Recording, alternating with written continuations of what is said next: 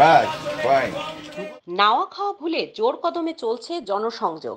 বাম থেকে ডান সব দলের প্রার্থীদেরই এখন ব্যস্ততার শেষ নেই।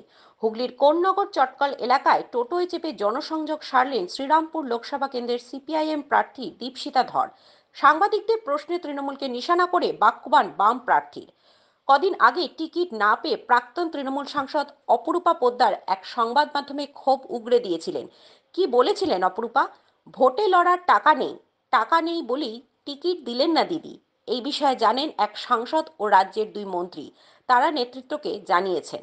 এরপর সাংবাদিকরা সেই প্রসঙ্গ দীপশিতার সামনে তুলতেই তৃণমূলকে তীব্র কটাক্ষ বাম নেত্রীর। এখন টাকা দিয়ে টিকিট কিনতে হয়, ঠিক কি বললেন দীপশিতা? আসলে টিকিটটা তো এখন ওই বাজারে কেনার মতো জিনিস হয়ে গেছে। এরকম মাছ, মাংস, ফল, শাকসবজি আমরা কিনি বাজারে গিয়ে, সেরকম সাংসদ এমএলএ হওয়ার জন্য আপনাকে কিনতে হবে। সাধারণ মানুষ যারা একে ভোট দিয়েছেন বা এদেরকে ভোট দিয়েছেন তারা বুঝুন যে আসলে যারা তাদের জনপ্রতিনিধি হচ্ছেন তারা কেউ তাদের যোগ্যতার জন্য হচ্ছেন না। কার পকেটে কত রেস্তো আছে, কার পকেটে কত টাকা আছে, এবং এই টাকা আসবে কোথা থেকে?